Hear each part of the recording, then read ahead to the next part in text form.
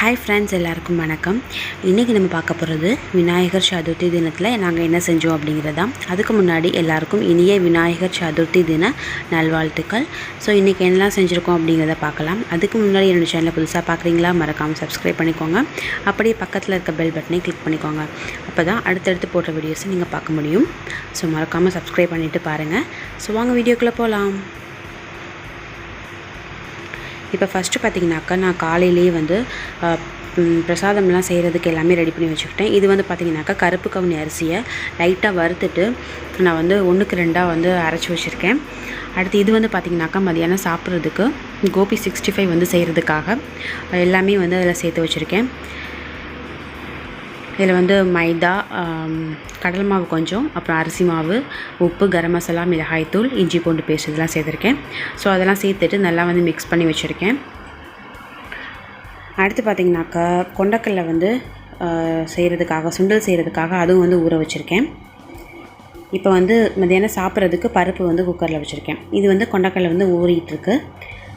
இது சைடு பார்த்திங்கனாக்கா பூர்ணம் செய்கிறதுக்காக கடலைப்பருப்பும் பாசிப்பயிரும் 2ஐயும் சேர்த்து லைட்டாக ஒரு வறுத்துட்டு அதுக்கப்புறமா நம்ம வேக வச்சு எடுத்துக்கணும். அதுக்காக செஞ்சிட்ருக்கேன்.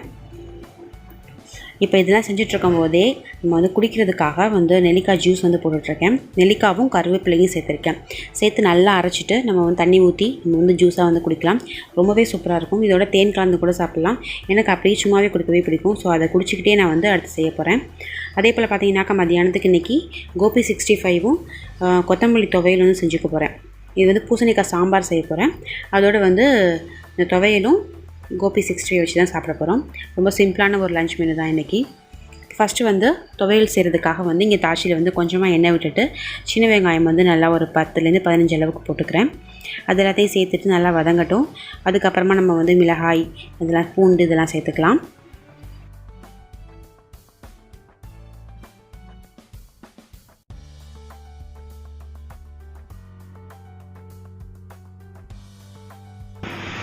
இப்போ இதில் நல்லா ஒரு கட்டு அளவுக்கு கொத்தமல்லி இலை சேர்த்துக்கிறேன்.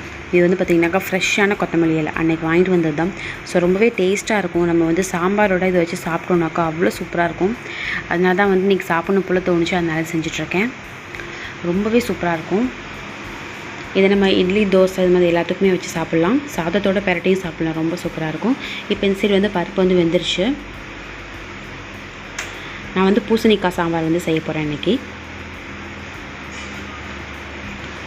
ரொம்ப நிறையாலாம் செய்யலை. ரசம் அது மாதிரி எதுவுமே செய்யலை. சிம்பிளாக சாம்பார், துவையல், கோபி 65 அவ்வளோதான். இப்போ இது நல்லா வதங்கினதுக்கு அப்புறமா இதோட உப்பும் ஒரே ஒரு தக்காளி சேர்த்துக்க போகிறேன். நான் நாட்டு தக்காளி சேர்த்துக்கிறேன். அதனால் ஒரு தக்காளியே போதும். இப்போ நல்லா வதங்கினதுக்கு அப்புறமா நம்ம அரைச்சி எடுத்துக்கலாம். இந்த சைடு வெங்காயம், தக்காளி, பூண்டு எல்லாம் எடுத்து வச்சுருக்கேன். பூசணிக்காய் நறுக்கி வச்சுருக்கோம்.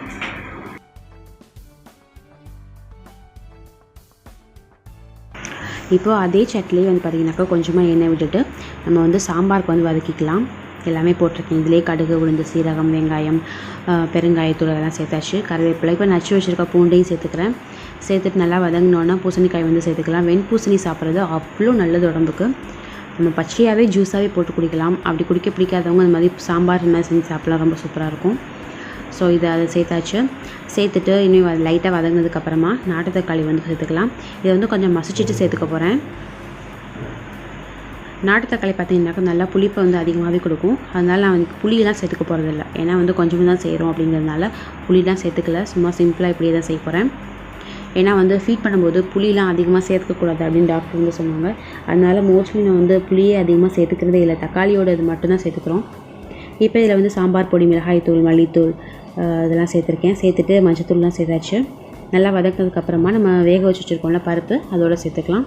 சேர்த்துட்டு நமக்கு தண்ணி வேணுன்னா கொஞ்சம் சேர்த்துக்கலாம். சேர்த்துட்டு அவ்வளோதான். நல்லா ஒரு கொதி வந்துச்சு அப்படின்னாக்கா பூசணிக்காய் வெந்துடும்.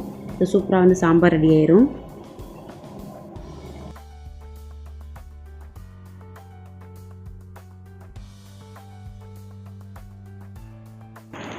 இப்போ இந்த சைடு துவையலுக்கு அரைச்சி எடுத்துக்கலாம். நல்லா சூப்பராக இருக்கும். சும்மாவே இந்த துவையல் சாப்பிட்லாம். அவ்வளோ டேஸ்ட்டாக இருக்கும். சின்ன வெங்காயம் போட்டால் தான் அந்த டேஸ்ட் கிடைக்கும். இப்போ அரைச்சி எடுத்துட்டேன். இந்த சைடு சாம்பார் பார்த்திங்கனாக்கா நல்லா கொதி வந்துருச்சு. இதில் ஃபைனலாக கொத்தமல்லி இலை போட்டுக்கலாம். சாதம் அத்தை வச்சுருவாங்க. இப்போ நமக்கு சாம்பார் ரெடி ஆயிடுச்சு. இப்போ என்னெல்லாம் செஞ்சுருக்கேன் அப்படின்னு வந்து காட்டுறேன். சாதம் இருக்குது, நல்லா சுட சுட சாப்பிட்டோம்னாக்கா சூப்பராக இருக்கும்.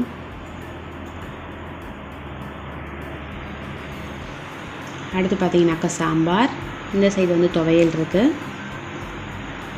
இப்போ நான் வந்து காலிஃப்ளவர்லாம் வந்து பொரிச்சு எடுத்துகிட்ருக்கேன். கோபி 65 வந்து செஞ்சிட்ருக்கேன். நல்லா சூப்பராக கிறிஸ்பியாக வந்துட்டு இருந்தது. இது மாதிரி பெரிய செட்டில் வந்து எண்ணெய் ஊற்றி செய்கிறதுக்கு பதிலாக இது மாதிரி சின்ன ஒரு தாச்சியை வச்சுட்டு எண்ணெயை கொஞ்சமாக ஊற்றி செஞ்சுக்கலாம்.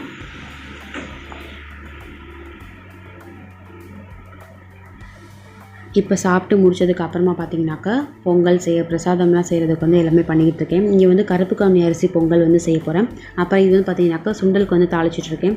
இந்த சைடு வந்து கருப்பட்டி வந்து தண்ணியில் போட்டு அது ஃபில்டர் பண்ணுறதுக்காக வந்து பாகு காய்ச்சிட்ருக்கேன். இதை வந்து நம்ம வந்து பூரணத்துக்கும் சேர்த்துக்க போகிறேன். அடுத்து பார்த்தீங்கன்னாக்கா பொங்கலுக்கு இதான் சேர்த்துக்க போகிறேன். இப்போ நல்லா தாளித்து வச்சாச்சு. இதில் வந்து வேக வச்ச கொண்டக்கடலை வந்து சேர்த்துக்கிறேன். சேர்த்துட்டு நல்லா வந்து மிக்ஸ் பண்ணி விட்டுட்டு நம்ம வந்து தேங்காய் பூ போட்டு சூப்பராக ரெடி ஆயிரும். இந்த சைட் பார்த்திங்கனாக்கா கடலைப்பருப்பும் பாசிப்பருப்பும் வேக வச்சு எடுத்து வச்சுருக்கேன். இதில் கொஞ்சமாக வந்து பொங்கலுக்கும் சேர்த்துக்க போகிறேன், அதனால தண்ணியோடு இருக்குது. மீதி வந்து பூரணத்துக்கு வந்து சேர்த்துக்கலாம். இப்போ நல்லா வந்து கரைஞ்சிருச்சு கருப்பட்டிலாம். கருப்பட்டி வந்து சேர்த்துக்கிறது அவ்வளோ நல்லது உடம்புக்கு. நீங்கள் வந்து பார்த்து வாங்கும்போது நல்ல ஒரிஜினலான கருப்பட்டியா அப்படின்னு சொல்லிட்டு பார்த்து வாங்கிக்கோங்க. இப்போ இந்த சைட் பார்த்தீங்கன்னாக்கா கருப்பு கவுனி அரிசி வந்து வெந்துக்கிட்டே இருக்குது. இது நல்லா கொதி வந்ததுக்கு அப்புறமா வந்து நான் குக்கர் வந்து மூடி ஒரே ஒரு விசில் வச்சு எடுக்க போகிறேன். ஏன்னா ஏற்கனவே நல்லா ஊறி இருக்குது, அதனால் வந்து ஒரு விசிலே சூப்பராக ரெடி ஆயிரும். இந்த பொங்கல் பார்த்தீங்கன்னாக்கா அவ்வளோ ஒரு டேஸ்ட்டாக இருக்கும். இப்போ சுண்டல் வந்து ரெடி ஆகிடுச்சு. சுவாமிக்கு வந்து படைக்க சுண்டல் ஃபஸ்ட்டு செஞ்சு முடிச்சாச்சு. அடுத்து வந்து பாகு வந்து ஃபில்டர் பண்ணி வச்சுருக்கேன், கருப்பட்டி பாகு. அடுத்து இப்போ வந்து பொங்கல் வந்து குக்கர் மூடியாச்சு. இந்த சைட் பார்த்தீங்கன்னாக்கா பூரணம் வந்து ரெடி பண்ணி வச்சுருக்கேன் கொழுக்கட்டை செய்கிறதுக்கு. இது வந்து பார்த்தீங்கன்னாக்கா கொஞ்சமாக கருப்பட்டி பாகு இருக்குல்ல, அதையும் சேர்த்தாச்சு. சேர்த்துட்டு வேக வச்சுருந்த பாசிப்பருப்பு கடலைப்பருப்பு அதெல்லாம் சேர்த்துருக்கேன். தேங்காய் ஏலக்காய் இதெல்லாம் சேர்த்து நல்லா வந்து மிக்ஸ் பண்ணி வச்சுருக்கேன். இப்போ பாருங்கள் பொங்கலும் வந்து சூப்பராக வந்து வெந்துட்டுருக்கு. இதில் கொஞ்சமாக வந்து இந்த நம்ம கடலைப்பருப்பும் பாசிப்பருப்பும் கொஞ்சம் சேர்த்துருக்கேன். தண்ணி இருந்ததில்ல, ஸோ அதையும் இதோடு சேர்த்துட்டேன். ஏலக்காய் நச்சு போட்டிருக்கேன். அதோட வந்து கருப்பட்டியும் சேர்த்தாச்சு. பூரணத்தை ஆற வச்சுட்டு நம்ம உருண்டையாக உருட்டி எடுத்து செஞ்சுக்கலாம். மற்றெல்லாம் காமிக்கல ஃப்ரெண்ட்ஸ், டைம் ஆகிடுச்சு. ஸோ இப்போ வந்து சூப்பராக வந்து சாமி கும்பிட போகிறோம். இவர் தான் வந்து எங்கள் வீட்டுக்கு இந்த வருஷம் வந்திருக்க விநாயகர். ரொம்பவே அழகாக இருந்தது பார்க்குறதுக்கு, எனக்கு ரொம்ப பிடிச்சிருந்தது. இப்போ வந்து அலங்காரம்லாம் பண்ணியாச்சு. சூப்பராக வந்து சாமி வந்து கும்பிட போகிறோம். பாருங்கள் எவ்வளோ அழகாக இருக்காருன்னு.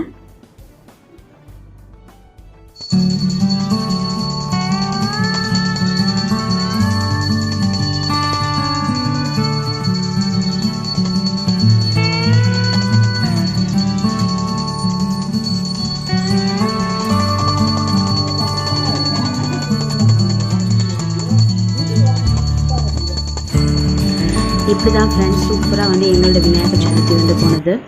ஸோ நீங்களும் நல்லா என்ஜாய் பண்ணியிருப்பீங்கன்னு நினைக்கிறேன். இந்த வீடியோ பிடிச்சிருக்கு அப்படின்னாக்கா லைக் பண்ணுங்கள், ஷேர் பண்ணுங்கள், மறக்காமல் என்னோட சேனலை சப்ஸ்கிரைப் பண்ணுங்கள்.